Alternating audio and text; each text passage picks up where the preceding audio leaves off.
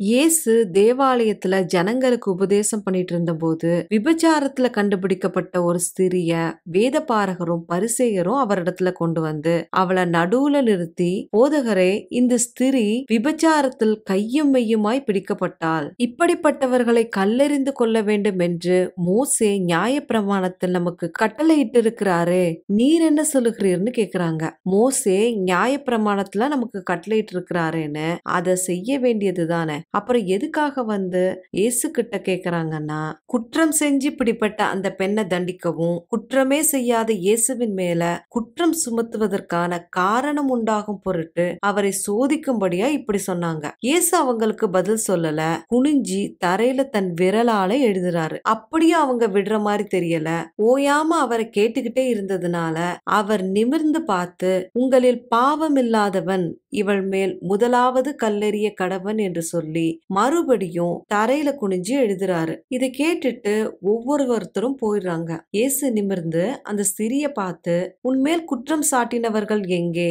ஒருவனாகிலும் உன்னை ஆக்கணைக்குள்ளாக தீர்க்கவில்லையான்னு கேட்கிறாரு. அதற்கு அந்த பெண், இல்லை ஆண்டவரே என்றால். இயேசு அவளை நோக்கி, நானும் உன்னை ஆக்கணைக்குள்ளாக தீர்க்கிறதில்லை, நீ போ, இனிமே பாவம் செய்யாதேன்னு சொல்றாரு. இயேசு தரையில தன் விரலால என்ன எழுதினாரு? ஒருவேளை அவர் எரேமியா 17:13 சொல்லப்பட்டபடி, இஸ்ரவேலின் நம்பிக்கையாகிய கர்த்தாவே, உம்மை விட்டு விலகுகிற யாவரும் வெட்கப்படுவார்கள். அவர்கள் ஜீவனுள்ள தண்ணீரின் ஊற்றாகிய கர்த்தரை விட்டு விலகி போனபடியால் உம்மை விட்டு அகன்று போகிறவர்களின் பெயர் புழுதியில் எழுதப்படும். இந்த வார்த்தைகள்ல சொல்லப்பட்டது போல குற்றம் சுமத்தினவர்களோட பேரை அவர் எழுதி இருக்கலாம். அவர் என்ன எழுதினார்னு தெரியாது. அது 4 சுவிசேஷத்திலையும் குறிப்பிடப்படல. ஆனா அவர் எழுதினதுனால அவங்க அந்த இடத்தை விட்டு போகல.